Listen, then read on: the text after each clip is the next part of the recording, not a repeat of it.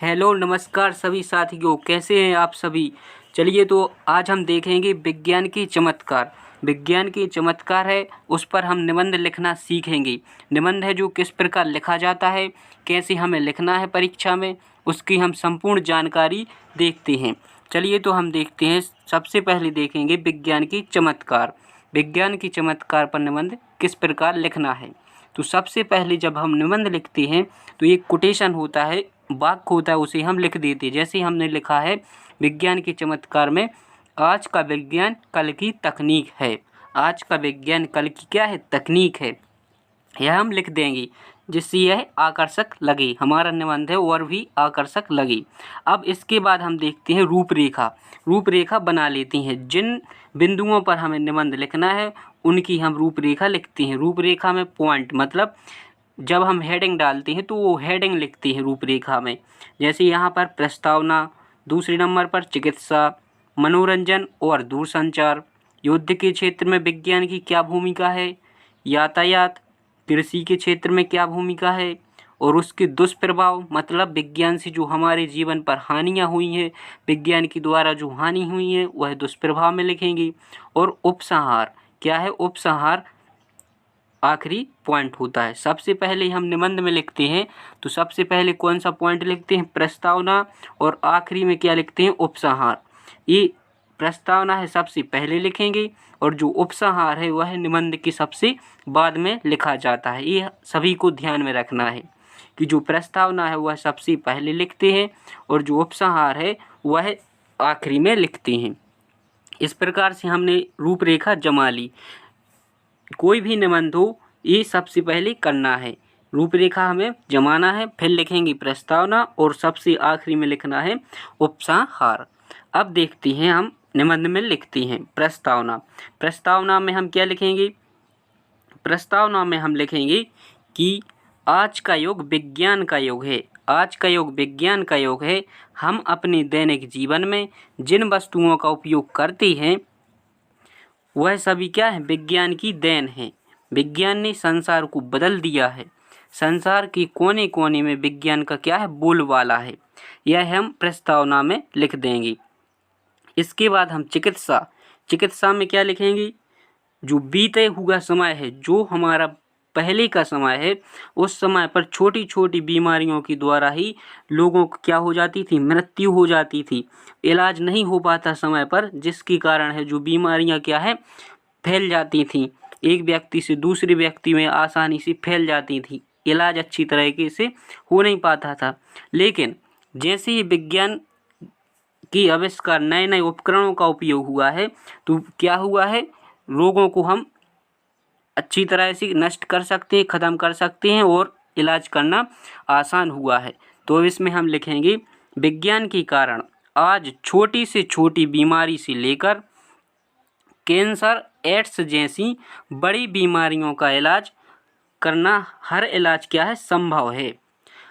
छोटी से छोटी बीमारियों से लेकर कैंसर, एड्स जैसी बड़ी बीमारियों का हर संभव इलाज क्या है, उपलब्ध है हमारे पास। विभिन्न प्रकार के जो उपकरण हैं, इनकी आविष्कार हो जाने से हमारे जो शरीर के अंग हैं उनकी हम जांच कर सकते हैं आसान तरीके से। आसान तरीके से उनकी हम जांच कर सकते हैं। इसके साथ ही जो अन्य प्रकार की बीमारियां हैं उनकी टीके की आविष्कार हो चुके हैं, जिसके टीके के द्वारा हम बीमारियों को पूर्ण रूप से खत्म किया जा सकता है। जिनके द्वारा है जो बीमारियों को पूर्ण रूप से खत्म किया जा सकता है, जैसे पोलियो है, टेटनस है, इनकी टीके के आविष्कार हो गए हैं। अब देखते हैं मनोरंजन का, मनोरंजन व दूरसंचार। यहाँ क्या है, मनोरंजन व दूरसंचार। तो इसमें देखिए मनोरंजन जैसे टीवी, मोबाइल, कंप्यूटर के द्वारा हम अपनी पसंद के अनुसार, अपनी इच्छा के अनुसार नाटक, फिल्में और सांस्कृतिक कार्यक्रम देख सकते हैं। अब देखिए मनोरंजन मतलब जब हम कोई भी चीज़ मनोरंजन करें या हमारे दिमाग को क्या करना है, फ्री करना है, तो हम मनोरंजन या फिल्म, मूवी, गाना सुनते हैं तो हम इनसे देख सकते हैं। यहाँ टीवी, कंप्यूटर या गेम खेल सकते हैं। इसके साथ ही दूरसंचार। दूरसंचार मतलब हमारे देश विदेश के अंदर जो घटनाएं घट रही हैं उन्हें हम तुरंत देख सकते हैं, अर्थात उनके बारे में हम जानकारी प्राप्त कर सकते हैं। तुरंत कोई घटना घटी हमारे देश में हमें तुरंत पता चल जाता है, मोबाइल के द्वारा या कोई भी कमेंट के द्वारा, वीडियो के द्वारा हमें उसकी जानकारी आसानी से मिल जाती है। अब हम देखते हैं युद्ध के क्षेत्र में। तो युद्ध के क्षेत्र में जो विज्ञान की बढ़ती कदम है हमारे लिए वरदान सिद्ध हो रहे हैं। पहले युद्ध होता था, जैसे कभी गांव वगैरह में युद्ध हुआ या लड़ाई हो गई, झगड़ा हो गया, तो कैसे होती थी, तलवार, लट्ठे या इस प्रकार के जो उपकरण होते थे, कुल्हाड़ी, कतरना, इससे लड़ाई होती थी।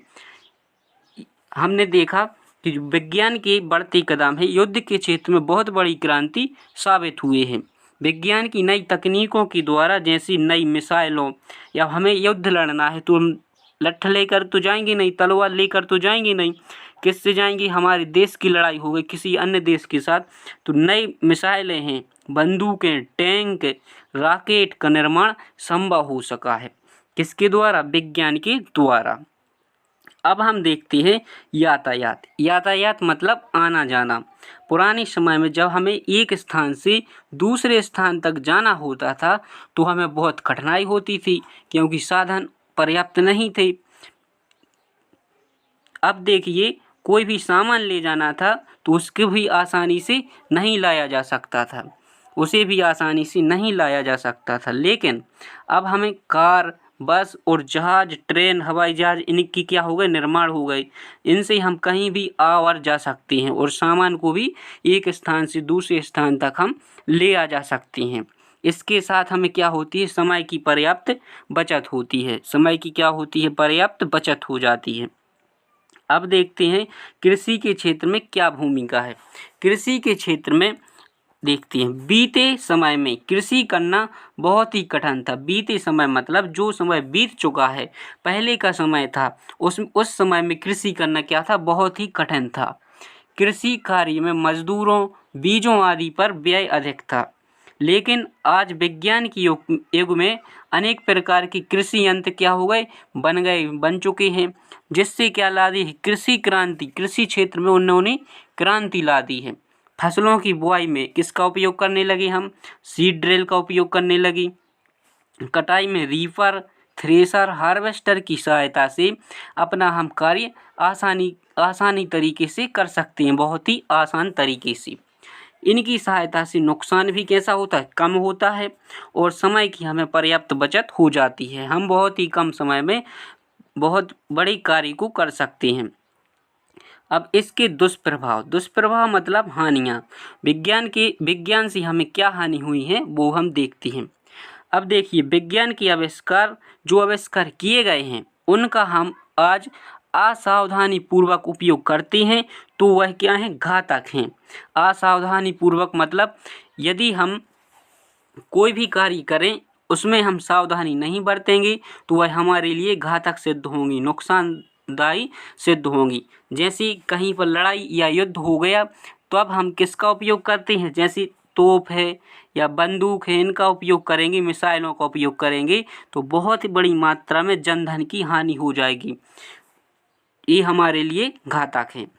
अब और देखते हैं, जैसे परमाणु बम आदि के निर्माण से मानव जीवन को क्या हो गया है, खतरा हो गया है। विज्ञान मनुष्य को आलसी बना दिया है। विज्ञान ने मनुष्य को क्या बना दिया है, आलसी। विभिन्न प्रकार की मशीनों के निर्माण से बेरोजगारी बढ़ गई है। क्या बढ़ गई है, बेरोजगारी बढ़ गई है। कोई काम को पहले 100 व्यक्ति करते थे, लेकिन अब विभिन्न प्रकार की मशीनें आ चुकी हैं जिससे एक ही व्यक्ति वह कार्य कर रहा है। वाहनों और कारखानों के प्रयोग से वायु प्रदूषण भी क्या रहा है, बढ़ रहा है। वायु प्रदूषण भी बढ़ रहा है। अब हम देख रहे हैं उपसंहार। उपसंहार में क्या लिखेंगे, उपसंहार कब लिखना है, सबसे बाद में। इसमें लिखेंगे, यदि विज्ञान का उपयोग है जो सावधानी और विवेकपूर्ण तरीके से किया जाए तो वह हमारे लिए क्या है, वरदान है। विज्ञान स्वयं में एक शक्ति नहीं है, वह मानव के हाथ में आकर शक्ति प्रदान करता है। उपसंहार में क्या लिखा है कि यदि विज्ञान का उपयोग सावधानी एवं विवेकपूर्ण तरीके से किया जाए तो वह हमारे लिए क्या है, वरदान है। यदि हम उसे असावधानी पूर्वक उपयोग करेंगे तो वह क्या हो जाएगा, हमारे लिए नुकसानदायी हो जाएगा। अब इसमें लिखा है जो विज्ञान है स्वयं में एक शक्ति नहीं है, वह है जो मानव के हाथ में आकर शक्ति प्राप्त करता है। विज्ञान पूरी तरह मानव पर क्या है, निर्भर है। इसलिए मानव को सोचना होगा कि इसका उपयोग कब और कैसे किया जाए। अब जब निबंध पूरा खत्म हो जाए फिर भी हम एक कोटेशन लिख देंगे उसी से संबंधित है। जैसे यहाँ पर हमने लिखा, हो गया आगाज रण का, युग बदलने की तैयारी, जीत उसी की होगी जिसका संघर्ष है जारी। इस प्रकार हम अपने निबंध को पूरा कर लेंगे। यदि आपको वीडियो पसंद आया हो, निबंध अच्छा लगा हो तो चैनल को सब्सक्राइब जरूर करें और अपने दोस्तों तक भी शेयर करें।